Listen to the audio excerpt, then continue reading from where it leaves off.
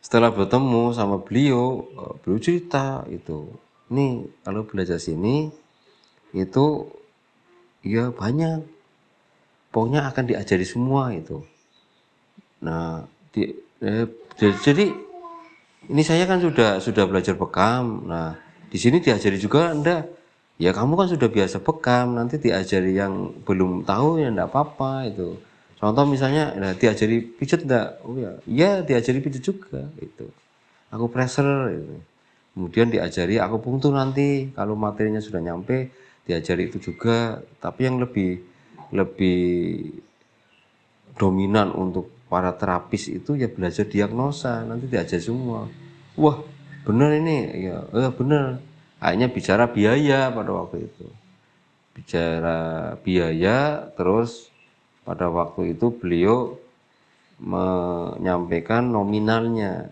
Nah, ini kalau belajar modul 1, 2, 3 itu biayanya 2,5 juta. Tapi tidak dibayar sekaligus gitu. Bisa dicicil sampai nanti pelatihan selesai, ya harapannya uang untuk biaya belajarnya harus selesai ya. Saya iakan aja pada waktu itu, padahal saya belum punya uang sebanyak itu. Uang kerja saja 1 hari 20.000. Tapi enggak apa-apa, setelah karena lengkap ya saya iakan. Kemudian saya pulang, saya rembuk sama istri, ya istri mendukung, ya kan, mendukung. Kemudian saya menunggu, katanya nanti dikabari lagi. Nah, setelah 3 bulan dikabari sama beliau bahwa sudah ada temennya, katanya. Pada waktu itu ada ini Ustadz Mulyanto namanya ya. Dia punya anak diabetes, sakit. Terus dari arahannya istrinya yang memotivasi supaya Ustadz Abu Fadil ini atau Ustadz Mulyanto itu suruh belajar itu. Pada waktu itu Pak Puji kan sudah ini talkshow di radio FM itu yang Jalan Paturaden sana. Nah, beliau kan dengar dari itu, dari radio. Kemudian karena seneng dengan konsep penjelasannya, akhirnya anaknya udah masih kecil itu, umur 3 tahun sudah kena diabetes. Akhirnya Ustadz Mulyanto itu belajar sama beliau, kemudian yang ngabari, oke, waktu itu insya Allah bulan April ya, bulan April awal minggu pertama udah mulai belajar. Nah, kemudian ya, saya berangkat ketemu sama Ustadz Mulyanto, saya belajar ya. Terus saya bilang, ini gimana kalau ada istri ikut itu? Oh enggak apa-apa. Nah, terus bayarnya gimana? Kalau untuk keluarga bayarnya satu saja 2,5 juta, nanti istri bisa diajak gitu. Wah beneran ini. Akhirnya istri saya juga saya ajak untuk belajar bareng, kemudian sama Ustadz Mulyanto. Berarti waktu itu 3 orang ya, saya, istri, terus Ustadz Mulyanto, 3 orang itu. 1 minggu 2 kali, ya ambil 2 jam habis asar itu biasanya. Habis asar sampai maghrib kan sekitar 2 jaman, itu seminggu 2 kali. Terus sampai waktu itu hampir setahun. Nah, dari belajar demi belajar terus akhirnya Masya Allah ini kan analisisnya sudah lumayan ini ya. Jadi dari materi yang disampaikan sama beliau ya Pak Puji ya, itu menambah wawasan saya. Jadi begitu disampaikan nanti saya ada panggilan ya, terus saya jelaskan. Kemudian saya nimba ilmu lagi, nanti ada panggilan saya jelaskan. Jadi ilmunya langsung saya transfer ke pasien atau klien. Nah, akhirnya, nah dia ya yang langganan bekam itu ya ketika saya cerita mulai ke pola makan, kemudian masalah psikis dan lain sebagainya, itu juga dia merasakan, sekarang kok penjelasannya beda ya, gitu. Ya ini saya artinya lebih semangat lagi.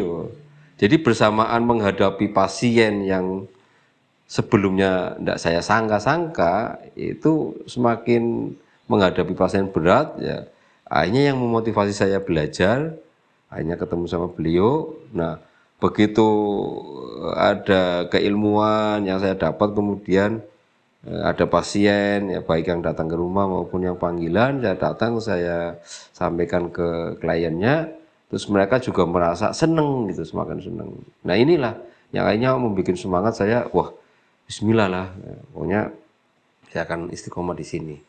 Ini Allah mungkin gerakan ya, gerakan hati saya untuk memang fokus di dunia pengobatan itu. Nah, begitu berjalan semakin bulan tambah bulan, akhirnya mendekati ya mau selesai lah, sudah masuk ke modul 2, sudah masuk ke modul 3, terus beliau ya, guru saya Pak Pujatanto mengultimatum kepada saya, udah Sen gini, kamu kan masih kerja ya bikin tahu, oke, maka coba kamu harus ambil salah satu, mau melanjutkan di pengobatan atau mau melanjutkan usaha orang tuanya, yaitu bikin tahu.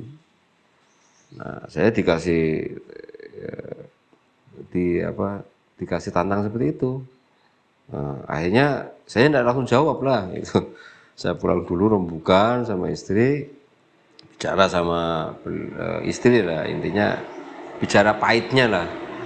Ini kalau sudah misalnya saya ambil di pengobatan ini, fokus di sana, kemudian tidak terjadi bikin tahu lagi, kemudian pahitnya itu kan kadang sehari kan tidak ada pasien itu, kamu siap apa enggak? Pada waktu itu siap karena dia juga belajar kan, semangat nyepot ya, oke. Setelah itu ya Bismillah, bicara sama orang tuanya ya, mertua kan waktu itu ya, artinya saya tidak bikin tahu lagi, kemudian saya mau fokus di pengobatan, akhirnya dibolehkan, tidak apa-apa ya. Sejak itu akhirnya saya magang langsung ke tempatnya Pak Puji ya, di Jalan Muhammad Amin nomor 24. Terus magang di situ ya. Ya kadang-kadang sehari tidak ada pasien, tidak apa-apa, saya datang ke sana itu. Saya datang aja. Kemudian kalau ada pasien, ya saya disuruh, ini beliau yang menganalisa, mendiagnosa, terus saya suruh terapi, ya kayak gitu. Nanti kalau ada panggilan, saya yang suruh datang ke home care itu. Nanti biasanya lewat radio atau telepon apa, nanti saya persiapan ya, keluhannya apa, biasanya saya langsung bawa headbandnya itu, nanti langsung ke home care itu, ke tempat yang memanggil. Nah itu berjalan ya, berjalan terus sampai 1 tahun, sampai 1 tahun. Nah dari home care itu di samping saya punya klien ya atau pasien di rumah tetangga, itu semakin dikenal, alhamdulillah. Jadi orang-orang sudah tahu saya sudah bergerak di pengobatan kayak gitu. Nah setelah begitu, terus karena saya sudah fokus di situ, nah saya memperkuat di link-link organisasi yang ada. Pada waktu itu baru ada yang Aspetri, saya kenalnya di situ. Aspetri itu ya asosiasi yang menaungi tentang para praktisi pengobatan yang bergerak di ramuan. Pada waktu itu saya masuk, ikut pelatihan 2 hari. Kemudian kalau ada pelatihan-pelatihan, workshop, seminar ya saya ikuti kayak gitu. Sambil berjalan seperti itu. Nah, kemudian setelah saya setahun udah menyelesaikan modul 3, kemudian ada angkatan kedua ya. Jadi di Pak Pujatanto ini, setelah saya selesai sama Ustadz Abu Fadl atau Ustadz Mulyanto, kemudian ada angkatan keduanya ya, itu. Nah angkatan duanya itu ya seperti kayak Pak Faisal ya, kemudian Pak Dodon, Bu Nur Hayati pada waktu itu, terus Mas Amin, itu angkatan keduanya ya. Nah itu setelah ada angkatan keduanya, saya kenal sama angkatan kedua itu. Nah Bu Nur Hayati itu dia punya tempat di daerah Batang ya, Batang. Di sana punya tempat kosong, akhirnya dia cerita ya, Sen ini saya ada tempat di daerah Batang, tetapi kosong, tidak ada yang nungguin. Ya sudah ini tempat terapi gitu. Kalau jenengan mau ke sana gitu, sekalian sama istrinya gitu. Akhirnya pada waktu itu saya bilang sama Pak Puji, ya terus ya monggo terserah, kalau kamu mau pengen menambah ya ingin mandiri ya monggo dirasakan aja dulu gitu, kayak gitu. Akhirnya udah bismillah kan, bilang sama istri, walaupun orang tua waktu itu keberatan ya enggak apa-apa lah. Akhirnya dia ikut saya kan, mau, terus saya hijrah. Pada waktu itu juga rame nih 2 mobil ini ya. Pak Puji juga ikut, kemudian suaminya Bu Nur Hayati sama Pak Faisal itu rombongan itu ke Batang sana ya, 2 mobil ya. Ya alhamdulillah lah waktu itu diantar. Gurunya juga langsung nganter juga ya kan, tapi ya ngebosi semua ya ini suaminya Bu Nur Hayati itu. Akhirnya saya hijrah ke sana, ke Batang. Pada waktu itu berarti tahun 2008 saya belajar, 2009 awal ya, bulan 2009 awal bulan April saya hijrah dari Purwokerto ke Batang, Pekalongan.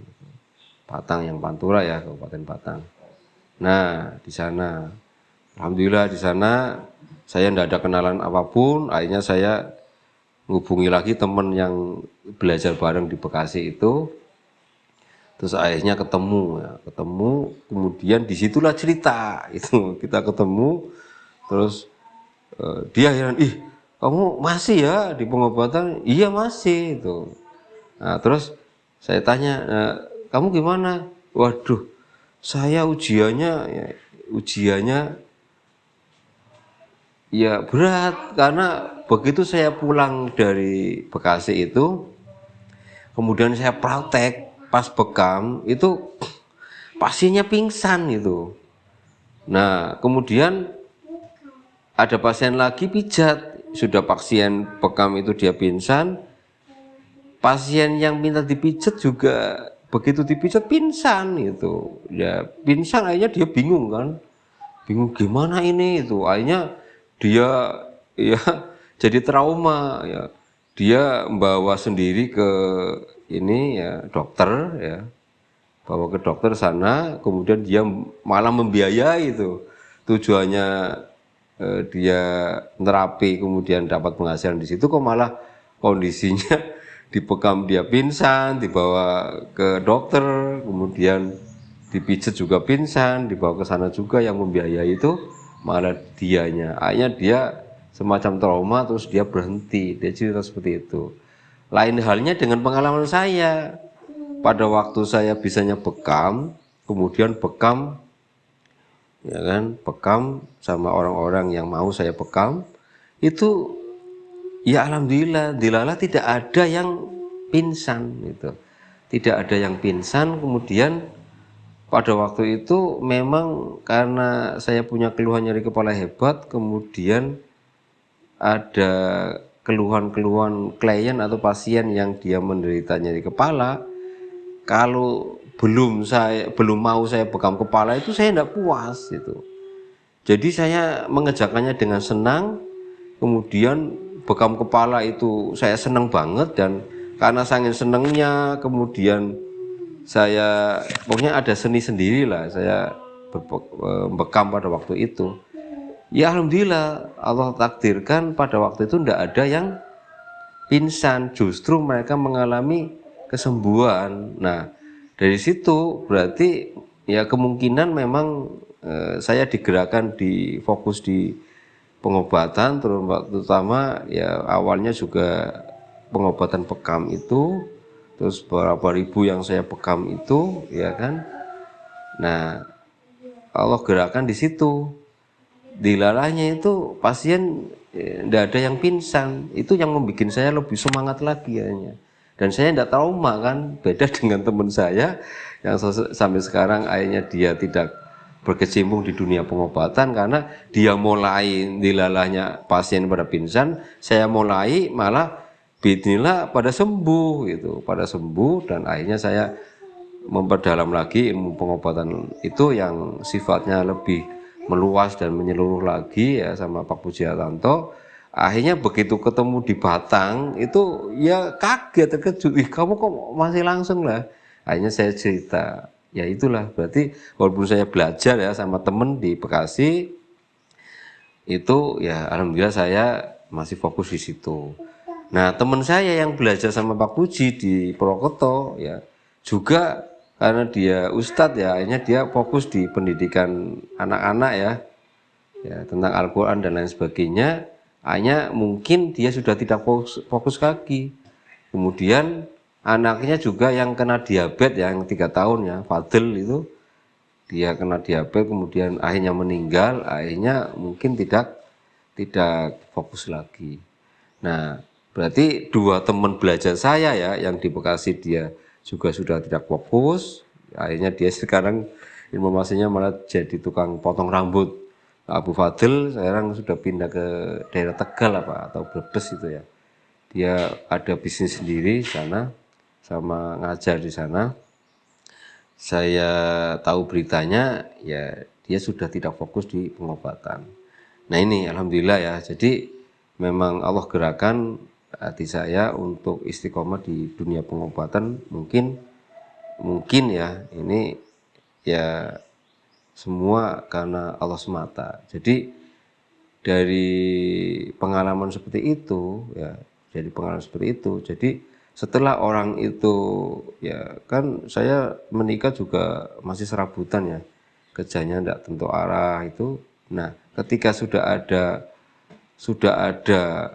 usaha yang tepat ya, terus menyenangi dan menikmati di situ ya, itulah berarti Allah memang sudah saatnya ya memberikan kepada seorang itu mungkin jalan rezekinya lewat itu.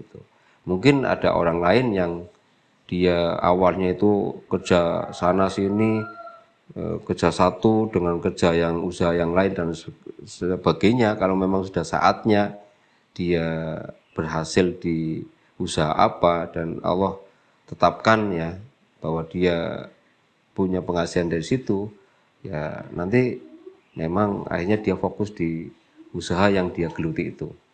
Nah ini gambaran ya, gambaran alhamdulillah. Jadi sampai sekarang dari tahun 2007 hingga sekarang ini alhamdulillah saya masih eksis di dunia pengobatan. Mudah-mudahan atas sejarah yang saya sampaikan kepada pemirsa dimanapun tempat berada itu ada manfaat untuk memotivasi. Syaratnya adalah ketika jenengan mau berkecimpung di dunia pengobatan ini, bismillah, fokus dan tekun. Kalau kepandaian, kalau saya pas belajar ya waktu itu ya saya blank gitu. Terus terang aja ya karena siang bikin tahu sudah capek, habis asar saya belajar 2 jam, selalu ngantuk. Itu hanya berapa persen saja yang masuk itu. Tapi ya nilai tekunnya ini, tekun semuanya saya berangkat terus, tidak pernah saya tidak berangkat itu. Kalau teman saya Abu Fadil itu biasanya ya dia kadang-kadang kalau ada kepentingan ya mungkin ada uzur syar'i dia tidak datang, tapi saya datang terus itu. Saya datang terus. Ya modal semangat saja sama tekun saja. Tapi kalau pelajaran terus terang aja blank. Pada waktu itu susah untuk mencerna itulah. Tapi karena saya tidak kemana-mana lagi fokus di situ, ya akhirnya begitu saya ketemu sama yang di Batang itu, maka dia cerita ya alhamdulillah ya, antum termasuk yang berhasil. Kalau saya produk yang gagal. Demikian juga Ustadz Mulyanto ini ya, Abu Fadil ini. Ya begitu saya silaturahmi sama istri ke sana, istrinya juga bilang katanya, wah saya termasuk, suami saya termasuk produk yang gagal. Alhamdulillah ya, suami kamu ya, sama istri saya bilang begitu, termasuk produk yang berhasil. Gitu. Nah itu Abu Fadil juga begitu. Itu. Pada beliau kan aslinya Batang ini, begitu beliau orang tuanya sakit. Ya saya pas di Batam itu ya ketemu di sana terus saya diantar ke rumahnya suruh menganalisis atau mendiagnosa ibunya teman saya Ustadz Mulyanto tadi. Nah itu akhirnya begitu saya ketemu juga Begitu saya bicara masalah pengobatan, bagi beliau sudah nol lagi. Waduh, saya sudah tidak ingat sama sekali itu. Jadi begitu saya cerita itu, wah, kok sekarang udah lumayan luas ya itu. Ya karena itu tadi fokus, insya Allah tekun itu tanpa ya, pantang menyerah lah ya. Walaupun belajarnya pada waktu itu tidak pinter banget, tapi karena saya modal semangat dan tekun, ya alhamdulillah Allah tetap kasih ilmu itu. Sehingga ketika bertemu dengan teman sekelas, malah dia tidak lupa semua. Terus saya cerita masalah pengobatan, mungkin bagi beliau itu ya, wah sekarang beda banget dengan dulu waktu pas belajar. Berarti kemungkinan kan berarti ada penambahan ilmu yang memang meluas lah, yang paham dan dikuasainya begitu. Itu hasilnya. Alhamdulillah, intinya begitu ya. Ya, nasihat saya untuk pemirsa, kalau memang ada Anda itu mau fokus ke dunia pengobatan, saatnya adalah fokus, fokus, fokus, dan fokus, tekun. Kalau misalnya ada permasalahan-permasalahan, nanti seperti teman saya ya tadi, terapi pingsan, itu ya pantang menyerah, enggak apa-apa itu. Karena saya juga setelah saya belajar juga ada 6 orang ya yang saya bekam pingsan, itu setelah saya belajar itu. Nah, dari 6 orang ini kasusnya beda-beda. Padahal secara analisa saya cek lidahnya merah cukup darah, nadinya juga bertenaga, artinya cukup layak dibekam. Tapi kenapa?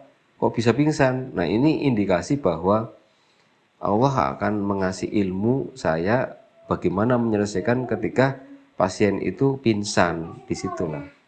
Terus dari kasus satu dengan kasus yang ke-6 orang ini, itu berarti Allah mau kasih berbagai macam kasus di lapangan yang memang di buku itu tidak ada. Nah, itu kadang-kadang begitu, Allah mau ngasih ilmu lewat tadi kejadian pasien kah, atau permasalahan-permasalahan yang kita hadapi setelah kita praktek di lapangan. Demikian yang bisa saya sampaikan, mudah-mudahan bermanfaat. Kurang lebihnya mohon maaf. Assalamualaikum warahmatullahi wabarakatuh.